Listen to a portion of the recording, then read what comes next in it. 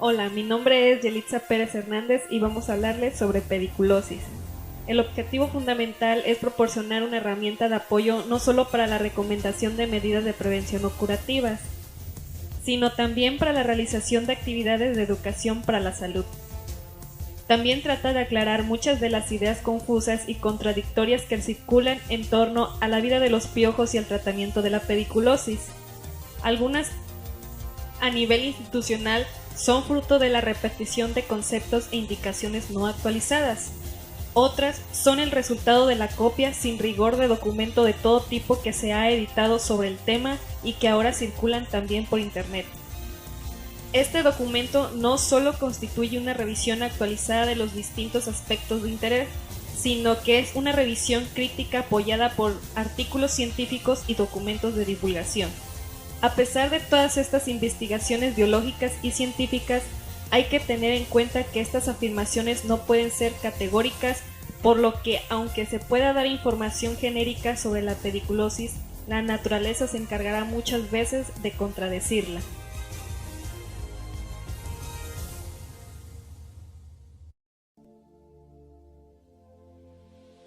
Ahora vamos a ver qué es y cómo afecta la pediculosis. La pediculosis es la parasitación por piojos, que se le denomina como pediculus capitis, que es piojo de la cabeza. Normalmente circunscrita el cuero cabelludo, aunque en casos más graves también afecta a cejas y pestañas, o a la infestación del cuerpo por pedículos humanos, que quiere decir piojo del cuerpo o de los vestidos. Aquí solo trataremos de la pediculosis originada por el primero de ellos, que es pediculus capitis, piojo de la cabeza. La sintomatología consiste básicamente en un fuerte y persistente picor en la cabeza, con frecuencia localizada con mayor intensidad en el cuello y tras las orejas, producido por la reacción a la saliva que el piojo inyecta durante la picadura, y que en la mayoría de las personas provoca una pequeña pápula rojiza. La aparición de este picor puede provocar secundariamente y por efecto de un intenso rascado la simple irritación o enrojecimiento o la escoración del cuero cabelludo y favorecer la aparición de infecciones bacterianas con inflamación local, a veces con fiebre, costras cerosas, inflamación de los ganglios linfáticos, en especial de la región cervical. La reacción a la picadura puede ser de tipo alérgico en algunas personas, escarbando los síntomas en la zona de la picadura.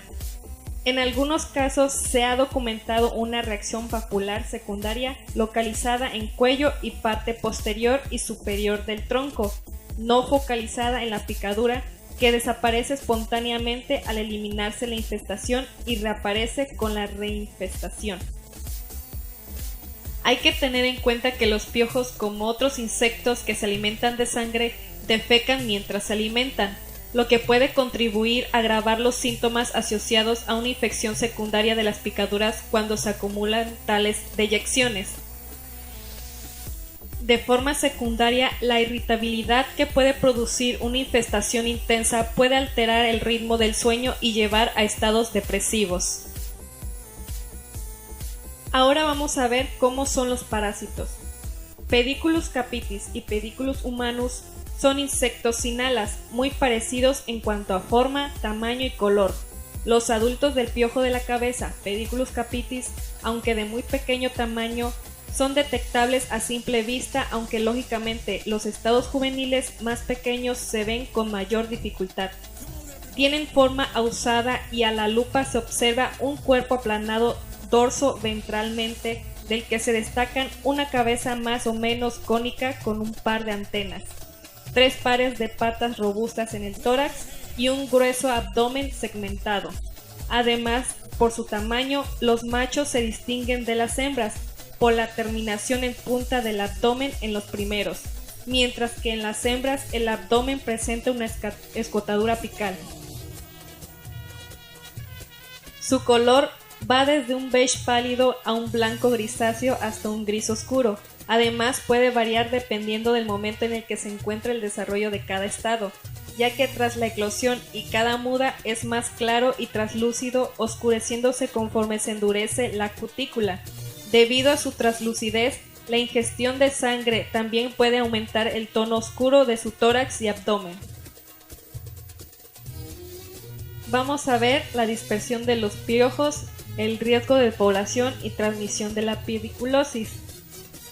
Los piojos de la cabeza son ectoparásitos permanentes y específicos del hombre, es decir, durante toda su vida viven sobre uno o varios huéspedes humanos. Además, están activos y se reproducen durante todo el año. ¿Cómo se transmite la pediculosis?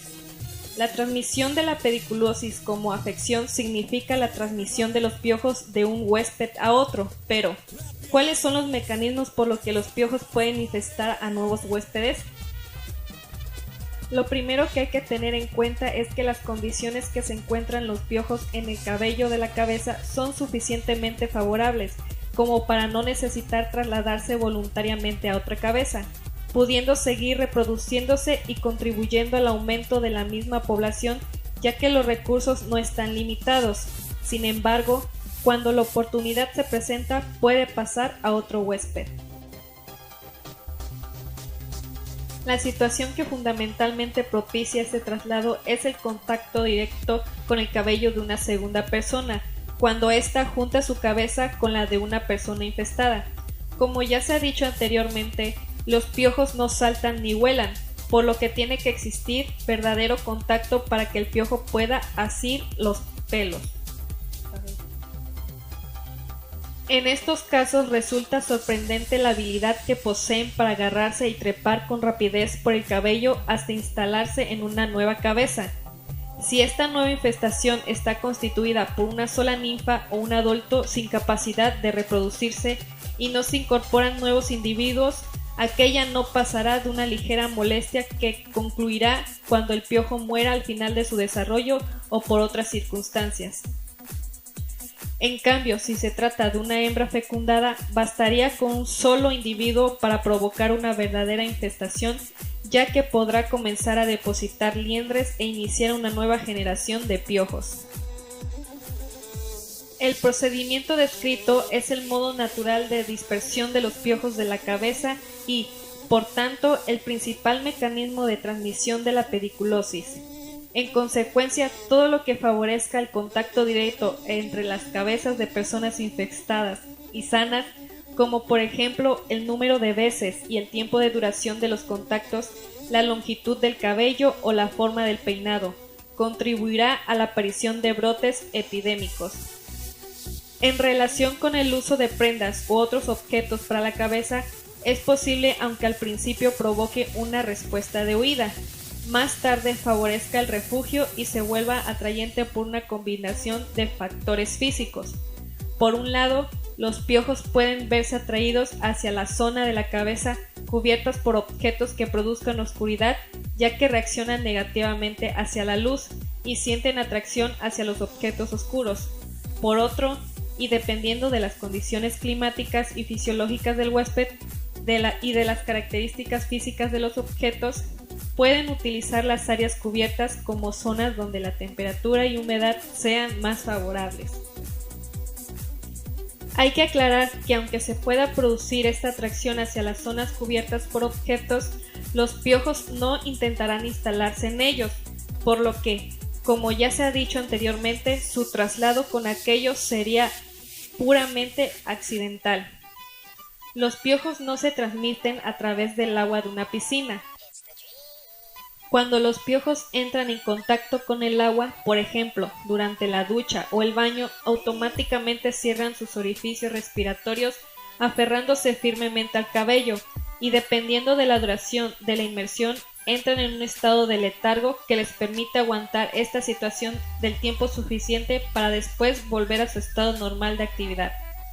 Es por ello que resisten el aseo normal con agua o shampoo, y tampoco se desprenden durante una inmersión en el agua dulce de una piscina o la salada del mar.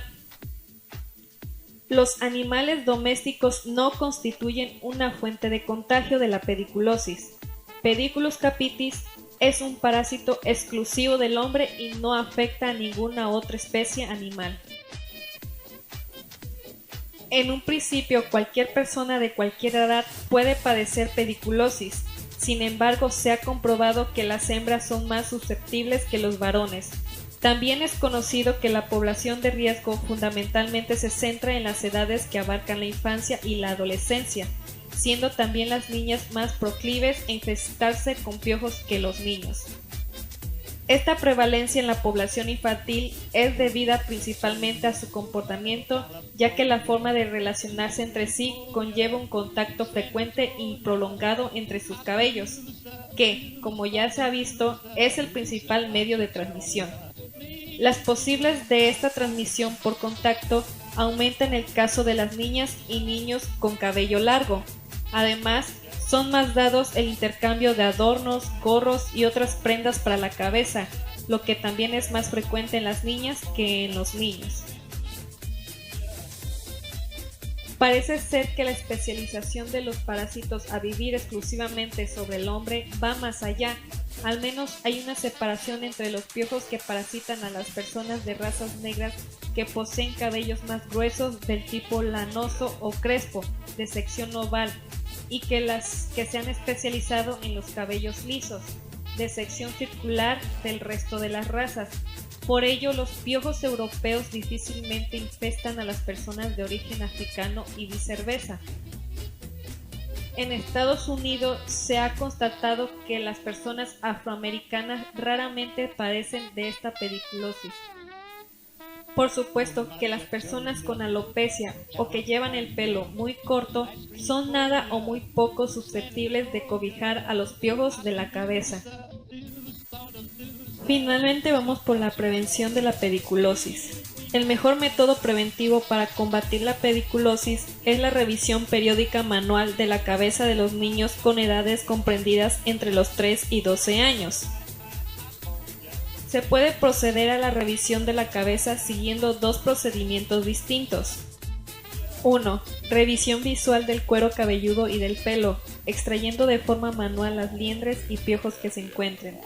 La inspección concienzuda en este método es tediosa y poco fructífera en cuanto a la eliminación, pero puede servir sobre todo para hacer un diagnóstico preliminar y comprobar el estado de cabeza grosso modo, sobre todo si hay indicios de infestación.